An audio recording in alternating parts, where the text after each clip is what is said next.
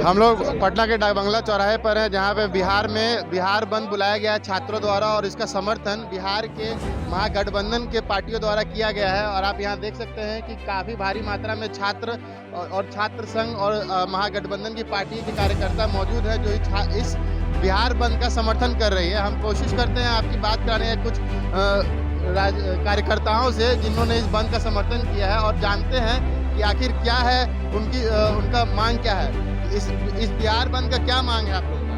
देखिए, बिहार का मांग केवल आरआरबी एनटीपीसी ही नहीं है, हर परीक्षा के प्रोटेस्ट का ये हिस्सा हो गया है। किस परीक्षा में धांधली नहीं होती, किस परीक्षा का पेपर लीक नहीं होता, किस परीक्षा में आरसीपी टैक्स नहीं दिया जाता, ये हर परीक्षा का धांधली होती है। आज पटना के छात्र उन छात्रों के रिहाई के लिए भी प्रोटेस्ट करे हैं जिनको सरकार ने अपनी नाकामी नीतियों के कारण अपनी निर्दयता के हद पार करते हुए उन्हें दबोचने का काम किया है। सरकार उन्हें बिना शर्त रिहा करने का काम करे, मेरा यही मकसद है।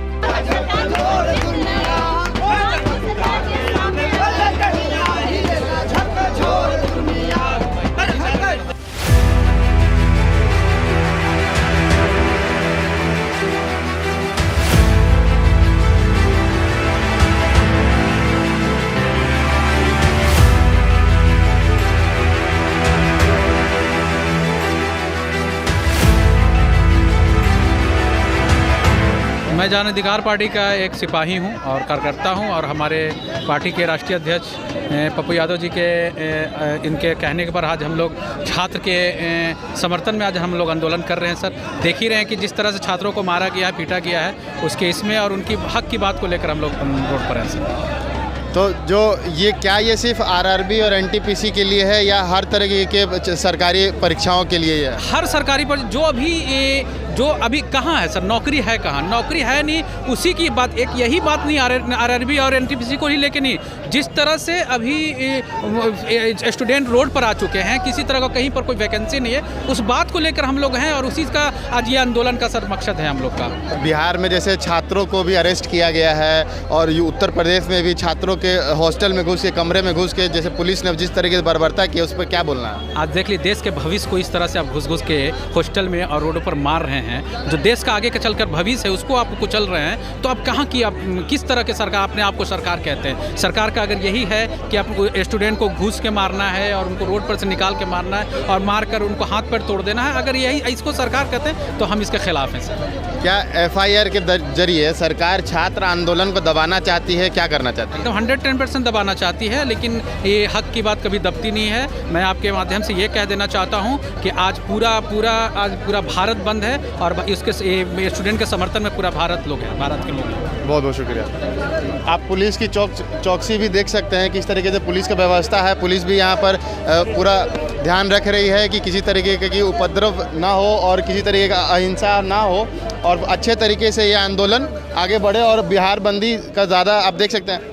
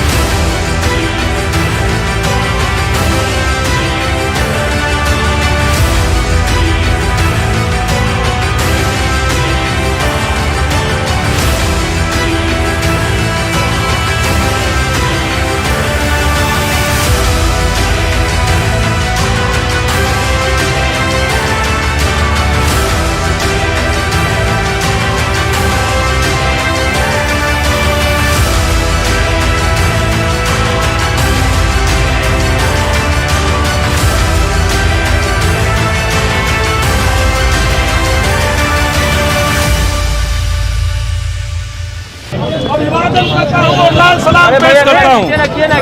आपको पता होगा कि एनटीपीसी के रिजल्ट में जो धांधली हुई, पैटर्न में जो बदलाव किया गया है, उसको लेकर के छात्रों में आक्रोश है। लेकिन आज सरकार जो है वो एक कमेटी का झांसा दे करके इस आंदोलन को भटकाना चाहती है। हम केंद्र सरकार से और रेल मंत्री से पूछना चाहते हैं कि जब आपको छात्रों की मांगे पता है, जब हमने अपनी बात को बुलेट पॉइंट में सरकार को सुना दिया है, तब ये कमेटी, हाई लेवल कमेटी का मामला क्या बनता है? अगर सरकार को छात्रों को लेकर के कोई चिंता है तो उनको चाहिए कि कमेटी बना करके इसको 5 साल खींचना नहीं, इसको पंचवर्षीय योजना न बनने दे, बल्कि सीधे सीधे जो अभ्यर्थियों का मांग है उसको सुना जाए। और मैं बुलेट पॉइंट में 5 मांग जो इस आंदोलन की है मैं कहना चाहता हूँ। एनटीपीसी में 20 गुना रिजल्ट दिया जाए, ये हमारी मांग है। रेलवे ग्रुप डी का जो पुराना पैटर्न जो 50 सालों से चला आ रहा है, एक बहाली होगा, एक परीक्षा होगा, उसको पालन किया जाए। और इसके साथ साथ हम चाहते हैं कि रेलवे का जो वार्षिक कैलेंडर होता है उस कैलेंडर का पालन हो और हर बार, हर साल रेलवे की बहाली निकले।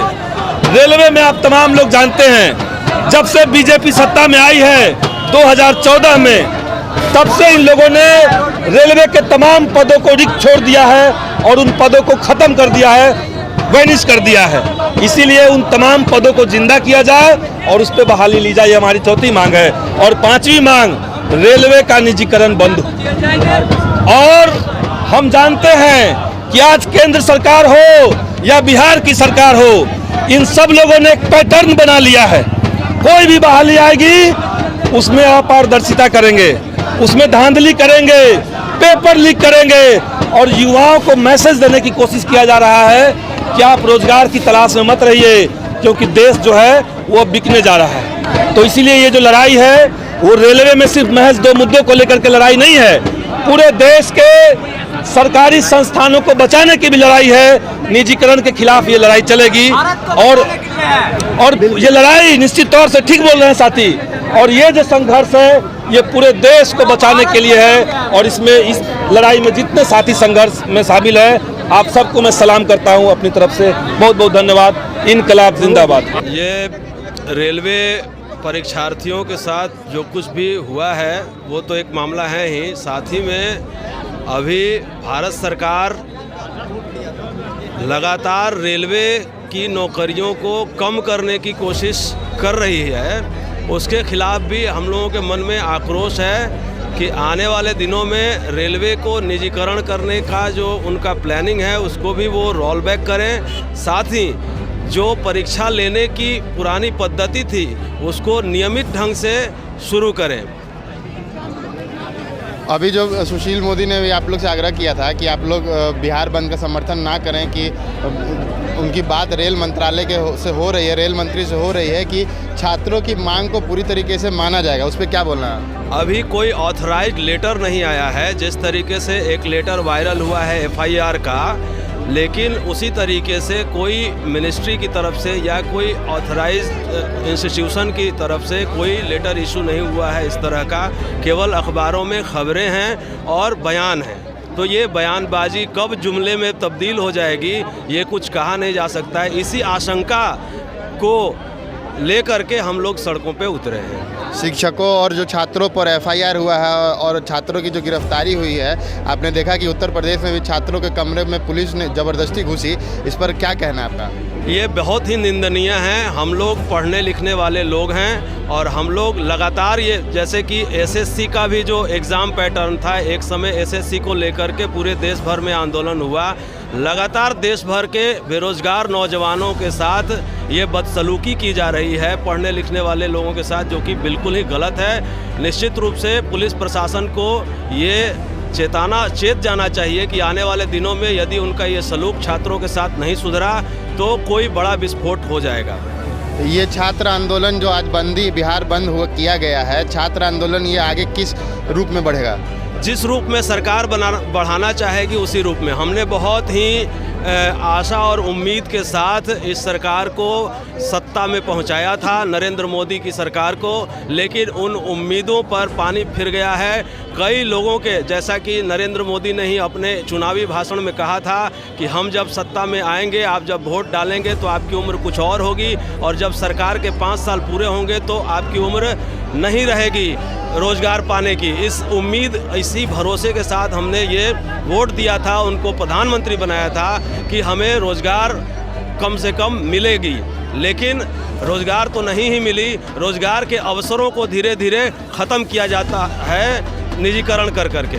अभी आप देख रहे थे, हम लोग पटना के डाक बंगला चौराहे पर थे। यहाँ पर बिहार बंद का कैसा असर है। पुलिस की कड़ी इंतजाम के बीच यहाँ पे बिहार बंद का यहाँ पे समर्थन किया गया है छात्रों को, बिहार के महागठबंधन के द्वारा, गठबंधन की सारी पार्टियों द्वारा और कई छात्र संघों द्वारा भी। यहाँ पे छात्रों का मांग है कि NTPC RRB का जो एग्ज़ाम है, रिज़ल्ट निकला है, उसको लिखित तौर पर इनको आश्वासन दिया जाए कि उसका रिज़ल्ट सही तरीके से प्रकाशित होगा और रिज़ल्ट सही तरीके से आउट होगा। साथ ही छात्रों का मांग है कि रेलवे का निजीकरण बंद हो और जो सरकारी नौकरी है इसको हमेशा अभी लगातार घटाया जा रहा है, उसको घटाने के बदले उसको बढ़ाया जाए। हम बिहारी खबर से आपको दिखा रहे थे कि कैसे बिहार बंद का असर डाक बंगला चौराहे से। नमस्कार।